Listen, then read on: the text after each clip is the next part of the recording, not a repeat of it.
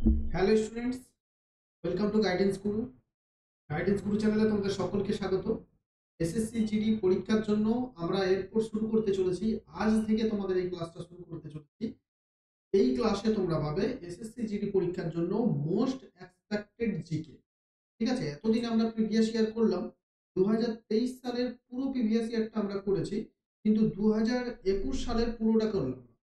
কিছুটা আমি ছেড়ে রেখে দিলাম, কারণ 2021 সালের পিডিএফ প্রচুর স্টুডেন্ট নিয়ে নিয়েছে পিডিএফ। ঠিক আছে, তাই ভাবলাম যে আর তোমাদের প্রিভিয়াস ইয়ারটা প্রয়োজন নয়। প্রিভিয়াস ইয়ার থেকেও যেটা বেশি ইম্পর্টেন্ট এখন মনে হলো, সেটা হলো মোস্ট এক্সপেক্টেড জিকে।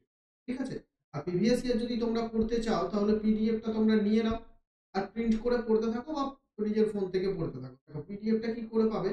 মোট এখানে 2021 সালে 63টি সিট, 2023 সালের মোট হচ্ছে 76টি সিট। টোটাল আমরা হচ্ছে 139টি শিফটের প্রশ্ন হচ্ছে 3095টি জিকে আছে।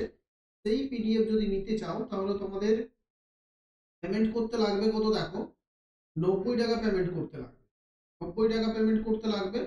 আর পেমেন্ট নাম্বার হচ্ছে এই নাম্বারে পেমেন্ট করতে হবে, ফোনপে গুগল পে 8972745854, এই নাম্বারে পেমেন্ট করে স্ক্রিনশট এখানে তোমাদের পাঠাতে হবে, এই নাম্বারে পাঠাতে হবে।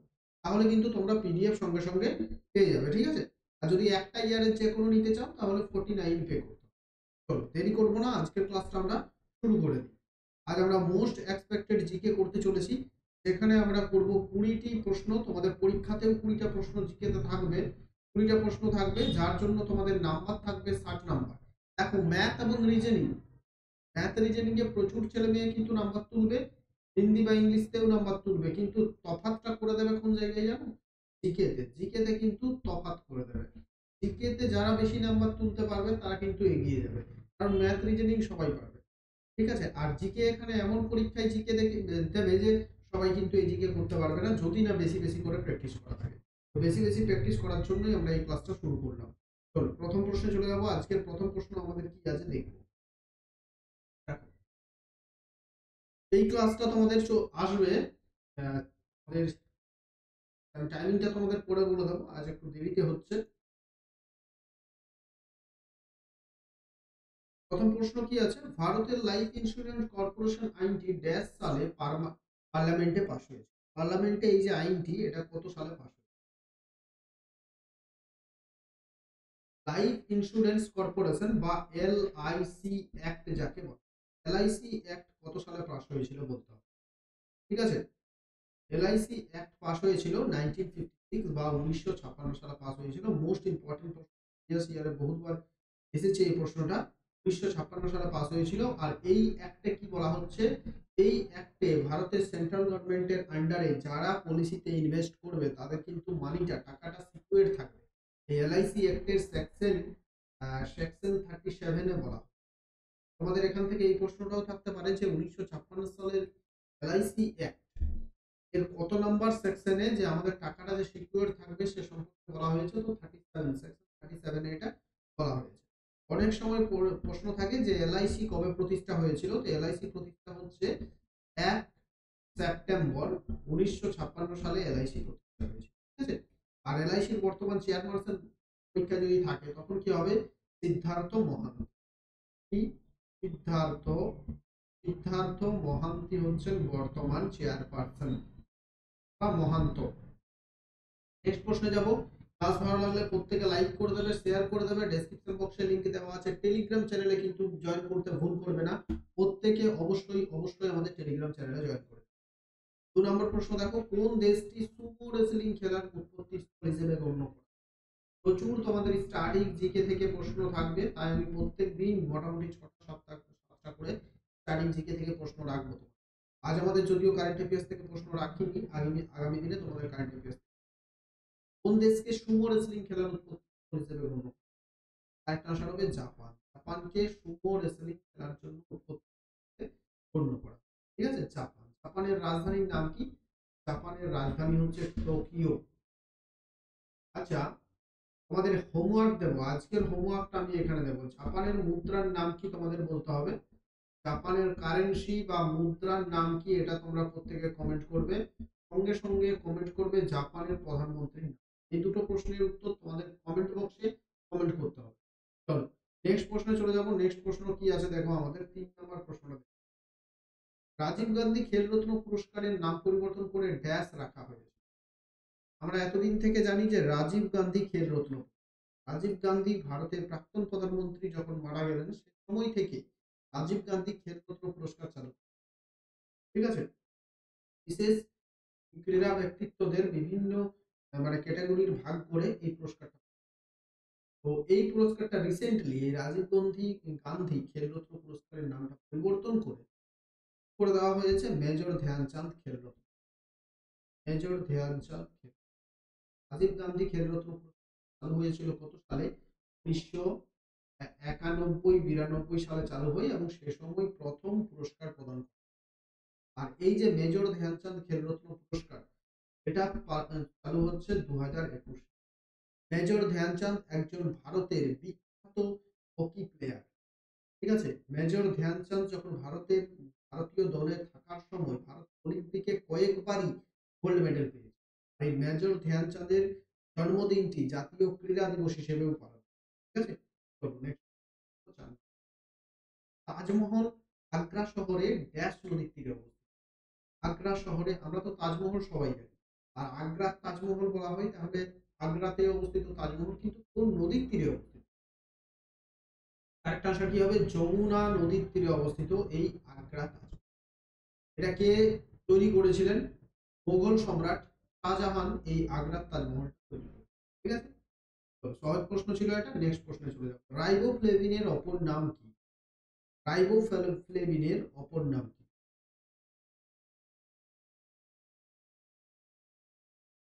রাইবোফ্লেভিনের অপর নাম বলার আগে, রাইবোফ্লেভিন হচ্ছে ভিটামিন বি।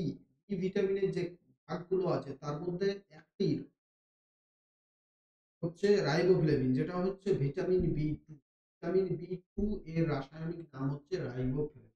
এখন প্রশ্ন হচ্ছে, তোমরা বলবে তাহলে ভিটামিন বি 1 এর রাসায়নিক নাম কি? ভিটামিন বি 3 এর রাসায়নিক নাম কি? ভিটামিন বি 5 এর রাসায়নিক নাম কি? ঠিক আছে, চলো বলে দিই তোমাদের। ভিটামিন বি 1 এর রাসায়নিক নাম হচ্ছে থিয়ামিন। ভিটামিন বি 1 এর রাসায়নিক নাম হচ্ছে থিয়ামিন। ভিটামিন বি 3 এর নাম কি? ভিটামিন বি 3 এর রাসায়নিক নাম হচ্ছে নিয়াসিন। আর ভিটামিন বি 5 এর রাসায়নিক নাম কি? পেন্টোথেনিক। পেন্টোথেনিক অ্যাসিড হচ্ছে ভিটামিন বি 5 এর রাসায়নিক, বুঝলে। নেক্সট চলে যাব 6 নম্বর। আলাউদ্দিন খিলজির দরবারে কবি নিচের মধ্যে কে ছিলেন যিনি বিখ্যাত কাব্য হাস? এই প্রশ্নটার মধ্যে আমি একটু গন্ডগোল খুঁজে পাচ্ছি যে হাস্যবিহিংস্ত বলে তো আমার কিছু জানা নেই। টাইপ করতে গিয়ে কিছু হয়তো ভুল করেছে, ঠিক আছে। এই হাস্যবিহিংস্ত হবে না। আলাউদ্দিন খলজির দরবারে কবি ছিলেন কে? আমরা জানি আলাউদ্দিন খলজির সময় প্রায় 1250 পর, এই সময়টাই আলাউদ্দিন খলজির সময় কবি ছিলেন কে? আমির খসরু, ঠিক আছে। আমির খসরু, যাকে কি বলা হয়? ভারতের কণ্ঠস্বর বা ভারতের তথাপাখি বলা হয়। আমির খসরু হচ্ছে ভারতের যে গজল গান, সেই গজল গানের ভারত পাকিস্তানের উর্দু গানের সৃষ্টিকর্তা আমির খসরু। আলাউদ্দিন খলজির সভাকবি ছিল এবং নিজামুদ্দিন আউলিয়ার শিষ্য ছিলেন আমির খসরু, ভারতের প্রধান। এই প্রশ্নটা আমি বাদ দিলাম। আমির খসরু সম্পর্কে কয়েকটা ডিটেলস জানলাম, এই হাস্যবিহিষ্ট আমার জানা নেই, এটা তো হয়তো প্রশ্নটা ভুল আছে, এটা আমি বাদ দিলাম, ঠিক আছে। নেক্সট দেখো 7 নম্বর। কৃষ্ণদেব রায় যিনি 1509 থেকে 1529 সাল পর্যন্ত বিজয়নগরে রাজত্ব করেছিলেন তিনি ছিলেন কোন বংশে?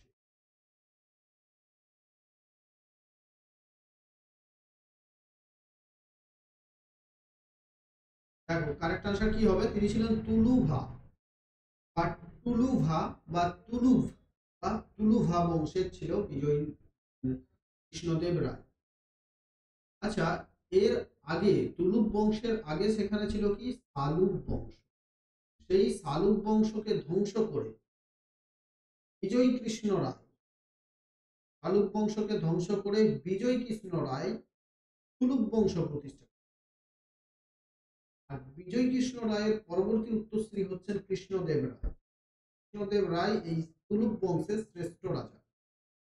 আর এটা হচ্ছে এই রায় দেখে তোমরা কিন্তু আমাদের পশ্চিমবঙ্গের এটা ভাবার প্রয়োজন নয়, এই কৃষ্ণদেব রায় হচ্ছে সাউথের, ঠিক আছে, কর্ণাটকের এগুলো বংশ ছিল, কর্ণাটকের বংশ ছিল।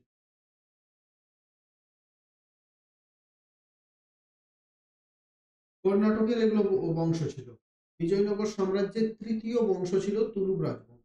কর্ণাটকের বংশ ছিল, যেখানে প্রশ্ন থাকে যে একটা থাকে না প্রশ্ন যে বিজয়নগর সাম্রাজ্যের ধ্বংসাবশেষ কোন রাজ্যে পাওয়া যায়, কর্ণাটক রাজ্যে পাওয়া যায়। আরেকটা প্রশ্ন হাম্পি ঐতিহাসিক শহর হাম্পির ধ্বংসাবশেষ কোথায় পাওয়া যায়, এটা হচ্ছে কর্ণাটকে পাওয়া যায়। নেক্সট প্রশ্ন দেখি, 8 নম্বর, নিচের কোনটি ভারতের সর্বোচ্চ বাঁধ? ভারতের সর্বোচ্চ বাঁধ কোনটি?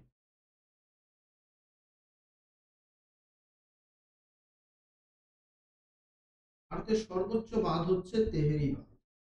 ঠিক আছে, এই তেহেরি বাঁধ হচ্ছে ভারতের সবচেয়ে উঁচুতে অবস্থিত ড্যাম। আর এটা হচ্ছে উত্তরাখণ্ডে অবস্থিত। নদীটা হয়তো ভাগীরথী নদী হতে পারে। উত্তরাখণ্ডের ভাগীরথী নদীতে তেহেরি বাঁধটা অবস্থিত। ভারতের এটা হচ্ছে সর্বোচ্চ বাঁধ এবং ভারতের দীর্ঘতম বাঁধ যদি বলে, দীর্ঘতম লংগেস্ট, তখন কি হবে? হীরাকুদ বাঁধ। হীরাকুদ বাঁধ হচ্ছে উড়িষ্যার মহানদীতে অবস্থিত ভারতের লংগেস্ট বাঁধ। আর ভাকরা নাঙ্গাল হচ্ছে ভারতের বৃহত্তম যদি বলা হয় তখন হবে লার্জেস্ট, বললে ভাকরা নাঙ্গাল হবে। এটা হিমাচল প্রদেশের শতদ্র নদীতে হবে। বোঝা গেছে? নেক্সট দেখবো 9 নম্বর। তাহলে এই প্রশ্নের উত্তর হলো তেহেরি বাঁধ।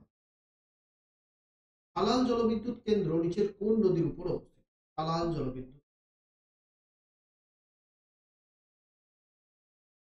জলবিদ্যুৎ কেন্দ্র নিচের কোন নদীর উপর অবস্থিত? একটা প্রশ্ন দেখো, দুটো প্রশ্নের উত্তর আমরা একসঙ্গে করার চেষ্টা করব। নিচের কোনটি নয় একটি ভাইরাল রোগের উদাহরণ? ভাইরাল রোগ নিচের কোনটি ভাইরাল রোগ নয়? সালাল হচ্ছে, সালাল যে ড্যাম, সেই সালাল ড্যাম বা সালাল একটা জায়গার নামও, একটা জায়গার নাম আছে যেটা হচ্ছে সালেম। সালেম জায়গাটা, তামিলনাড়ুর সালেম জায়গাটা কিন্তু বিখ্যাত। এমনি একটা হচ্ছে সালাল ড্যাম। সালাল ড্যাম থেকেও প্রচুর প্রশ্ন। নিচের কোনটি নয় একটি ভাইরাল রোগের উদাহরণ? দেখো, রোজেওলা, প্লেগ, ইবোলা এগুলো হচ্ছে ভাইরাল রোগ। প্লেগ হচ্ছে ব্যাকটেরিয়ার কারণে হয়ে থাকে আর ইবোলা হচ্ছে ভাইরাসের কারণে হয়ে থাকে। এইডস কিন্তু ভাইরাল রোগ নয়। কোনটা ভাইরাল রোগ নয়? এইডস হচ্ছে ভাইরাল রোগ নয়। আর এখানে উত্তর হয়ে যাবে চেনাব। সালাল বাঁধটি জলবিদ্যুৎ কেন্দ্র বা সালাল বাঁধ, এটা চেনাব নদীতে অবস্থিত। চেনাব নদী, এটা হয়ে যাবে এইডস। এইডস এর পুরো নাম অনেক সময় পরীক্ষায় আসে, জেনে রাখো এইডস এর পুরো নাম। এইডস এর পুরো নাম হচ্ছে অ্যাকুয়ার্ড ইমিউনো ডেফিসিয়েন্সি সিনড্রোম। অনেক সময় প্রশ্ন থাকে নিম্নের কোনটি রোগ নয়? তো এইডস কিন্তু কোনো রোগ নয়, এটা হচ্ছে একটা সিনড্রোম। ঠিক আছে, এর পুরো নাম হচ্ছে অ্যাকুয়ার্ড ইমিউনো ডেফিসিয়েন্সি সিনড্রোম। এর ভাইরাসের নাম হচ্ছে এইচআইভি, হিউম্যান ইমিউনো ভাইরাস। এই ভাইরাসের কারণে এই রোগটা হবে। নেক্সট দেখো 10, 11, ভারতের সংবিধানের চতুর্থ তপশিলের ড্যাশের সাথে সম্পর্ক। ভারতের সংবিধানে বর্তমানে কতগুলো শিডিউল বা তপশিল আছে? বর্তমানে 12টি তপশিল আছে। প্রথম 8টি তপশিল, 12টা তপশিল। 12টা তপশিলের মধ্যে চতুর্থ তপশিলে বা ফোর্থ শিডিউলে বলা হয়েছে রাজ্যসভার আসন যে উচ্চকক্ষ আছে, পার্লামেন্টের উচ্চকক্ষ, রাজ্যসভার আসন বন্টনের ব্যাপারটা চতুর্থ তপশিল। আর এই তপশিল থেকে সব থেকে বেশি প্রশ্ন আসে কোথায়? না, ভারতের যে ভাষাগুলো, সাংবিধানিক ভাষাগুলো কত নম্বর তপশিলে আছে? তো অষ্টম তপশিলে সাংবিধানিক ভাষা। কতগুলো ভাষা আছে? 22টি। আর এই যে রাজ্যসভা, রাজ্যসভা হচ্ছে ভারতের উচ্চকক্ষ। রাজ্যসভায় সভাপতিত্ব করেন উপরাষ্ট্রপতি। দেখবো 12 নম্বর, জেনেভা হলো ড্যাশ এর সদর। জেনেভা কার সদর? জেনেভা হচ্ছে, এটা সুইজারল্যান্ডের একটি শহরের নাম হচ্ছে জেনেভা। আর জেনেভাতে অনেকগুলো কিন্তু হেডকোয়ার্টার আছে, যেমন ওয়ার্ল্ড ট্রেড অর্গানাইজেশন বা বিশ্ব বাণিজ্য সংস্থা। ওয়ার্ল্ড ট্রেড অর্গানাইজেশন এটা প্রতিষ্ঠা হয়েছিল 1995 সালে। এর হেডকোয়ার্টার অবস্থিত জেনেভা। আচ্ছা, তোমরা বলতে পারবে যে একমাত্র ইন্টারন্যাশনাল সংস্থা, আন্তর্জাতিক সংস্থা যার হেডকোয়ার্টার ভারতে অবস্থিত? বলো দেখি, কমেন্ট করো কে কে বলতে পারে যে কোন ইন্টারন্যাশনাল সংস্থার হেডকোয়ার্টারটা ভারতে। 13 দেখো, ভারতের মূল সংবিধান কে হাতে লিখেছে? আমরা তো প্রত্যেকেই জানি, যদি গুগলে গিয়ে সার্চ করো যে ভারতের সংবিধান কে রচনা করেন, তখন কি পাবে? ভারতের সংবিধানের জনক B.R. আম্বেদকর ভারতের সংবিধান রচনা করেন। কিন্তু কে হ্যান্ড রিটেন, হাতে লিখে ভারতের সংবিধানটা পুরোটা লিখেছিলেন, সেটা হচ্ছে প্রেম বিহারী নারায়ণ রায়জাদা। প্রেম বিহারী নারায়ণ রায়জাদা নিজের হাতে পুরো সংবিধানটি রচনা করেছিলেন। ঠিক আছে, তিনি 1901 সালে জন্মগ্রহণ করেছিলেন, 1966 সালে মারা গেলেন প্রেম বিহারী নারায়ণ রায়। 14 নম্বর দেখো, নিচের কোনটি মিজোরাম রাজ্যের প্রধান উৎসব? মিজোরামের প্রধান উৎসব কি? আরেকটা আছে দেখবে, এই যে কুট লেখাটা যেখানে দেখতে পাবে না, কুট লেখাটা দেখলেই বুঝবে এটা মিজোরামের উৎসবের নাম। মিজোরামের যতগুলো উৎসব আছে সবগুলোর শেষে, বেশিরভাগ উৎসবের শেষে কুট দেখতে পাবে। যেমন চাপচার কুট, তারপরে হচ্ছে মিন মিন কুট, তারপরে হচ্ছে একটা লাউ পাক কুট, এমনি করে করে অনেকগুলো কিন্তু আছে। ঠিক আছে, চলো নিচের কোন রাজ্যে শিরুই লিলি উৎসব পালিত? শিরুই লিলি উৎসব, শিরুই লিলি উৎসব হচ্ছে কোন রাজ্যের উৎসব? দেখো, শিরুই লিলি উৎসব হচ্ছে একটা রাজ্যের জাতীয় ফুল। এটা হচ্ছে, তুমি যদি এটা জানো যে কোন রাজ্যের জাতীয় ফুল, তখনই কিন্তু এটা শিরুই লিলি হচ্ছে মণিপুর রাজ্যের জাতীয় ফুল। আর এই শিরুই লিলি ফুলের নামেই শিরুই লিলি উৎসবটা হয়ে থাকে মণিপুরে। ঠিক আছে, চলো দেখো, ভারতের প্রথম ডিজিটাল ইউনিয়ন বাজেট পেশ করা হয়েছিল ড্যাশ। ডিজিটাল বাজেট, এতদিন তো আমরা বাজেট জানি, ডিজিটাল বাজেটটা কবে পেশ? ভারতের প্রথম ডিজিটাল বাজেট পেশ হলো 2000। এখন তোমাদের মনে প্রশ্ন হবে যে ভারতের প্রথম বাজেট কবে হয়েছিল? ভারতের প্রথম বাজেট যদি বলা হয় স্বাধীনতার আগে, তখন হবে 1860 সালে প্রথম বাজেট পেশ। স্বাধীনতার পর তাহলে কবে প্রথম বাজেট হলো? নভেম্বর 1947 সালে স্বাধীনতার পর প্রথম বাজেট। আচ্ছা, আরেকটা প্রশ্ন থাকে, এই বাজেট শব্দের অর্থ কি? বাজেট শব্দের অর্থ হচ্ছে চামড়ার থলি। চামড়ার, বাজেট শব্দের অর্থ চামড়ার থলি। এটার উত্তর কি হলো? 2021 সালে প্রথম ডিজিটাল বাজেট। সেই বাজেটে কিচ্ছু কিন্তু কাগজে লেখা থাকছে না, ওটাই ডিজিটালি থাকছে। 17 দেখো, নিম্নলিখিত গুলির মধ্যে, আচ্ছা ক্লাস ভালো লাগলে প্রত্যেকে লাইক করবে, বেশি বেশি করে কিন্তু তোমার বন্ধুদের সাথে অবশ্যই অবশ্যই অবশ্যই শেয়ার করবে। আরেকটা কথা, আমাদের কোর্স কিন্তু এখনো তোমরা নেওয়ার সুযোগ আছে, মাত্র 399 এ কোর্স পাবে। ডেসক্রিপশন বক্সে লিংক দেওয়া আছে, গাইডেন্স গুলো একটা ইনস্টল করো। ইনস্টল করার পর তোমরা সেখান থেকে 399 এ তোমরা পেয়ে যাবে ম্যাথ, রিজনিং, জিকে, ইংলিশ, চারটে সাবজেক্ট। ইংলিশের প্রিভিয়াস জিকের প্রিভিয়াস ইয়ারের কোশ্চেন গুলো সব পেয়ে যাবে, পিডিএফ গুলো ফ্রিতে এই কোর্সের মাধ্যমে। কোর্সের ক্লাসগুলো কোথায় পাবে? আমাদের গাইডেন্স গুলো অ্যাপের মাধ্যমে। গাইডেন্স গুলো একটা ইনস্টল করো, গুগল প্লে স্টোরে গিয়ে গাইডেন্স গুরু লিখে সার্চ করে আমাদের একটা ইনস্টল করো, অথবা ডেসক্রিপশনে লিংক আছে সেখান থেকে একটা। 17 দেখো, নিম্নলিখিত গুলির মধ্যে কোন ভারতীয় রাজ্যের নেপালের সাথে নেই? দেখো, প্রথমে এখানে একটা বাদ চলে যাচ্ছে, আমরা তো জানি পশ্চিমবঙ্গের সঙ্গে নেপালের সীমান্ত আছে, তাহলে পশ্চিমবঙ্গ। কারেক্ট অ্যান্সার কি হবে? আসামের সঙ্গে নেপালের কোন, বাকি এই যে উত্তরপ্রদেশ, পশ্চিমবঙ্গ এবং উত্তরাখণ্ডের সঙ্গে আসাম। এখন একটা প্রশ্ন পরীক্ষায় থাকে এখান থেকে, যেটা হচ্ছে কোন রাজ্যের সঙ্গে দেশের, ভারতের কোন রাজ্যের সঙ্গে প্রতিবেশী দেশের সব থেকে বেশি বাউন্ডারি আছে? তো তিনটে রাজ্য মনে রাখবে, এক হচ্ছে সিকিম, দুই হচ্ছে ওয়েস্ট বেঙ্গল, তিন হচ্ছে অরুণাচল প্রদেশ। এই তিনটি রাজ্যের তিনটি করে ইন্টারন্যাশনাল বাউন্ডারি আছে প্রত্যেকে। সিকিমের তিনটা ইন্টারন্যাশনাল বাউন্ডারি, ওয়েস্ট বেঙ্গলের তিনটা, অরুণাচল প্রদেশ, এই তিনটার মধ্যে যেটি থাকবে। নেক্সট দেখো, 18 নম্বর কি আছে? 2023 সালের সেপ্টেম্বর পর্যন্ত ভারতের সংবিধানে কতটি সংশোধন আনা হয়? সেপ্টেম্বর পর্যন্ত লাস্ট 7টি ভারতের সংবিধান সংশোধন করা হয়। লাস্ট সংবিধান সংশোধনটা হচ্ছে ওই যে যেটা কিছুদিন আগে হলো, পার্লামেন্টে 1/3 মহিলা থাকতে হবে, সেটা 19 হচ্ছে নিচের কোন উদ্ভিদ কাশি সর্দির চিকিৎসায় ব্যবহৃত হয়? তোমরা প্রত্যেকেই জানো তুলসী গাছ কাশি সর্দিতে ব্যবহৃত। কাশি কাশির ওষুধ বের করতে আমার কিন্তু কাশি। 20 হচ্ছে ভারতীয় জাতীয় কংগ্রেসের প্রথম অধিবেশন বোম্বেতে ড্যাশতে উমেশচন্দ্র ব্যানার্জি।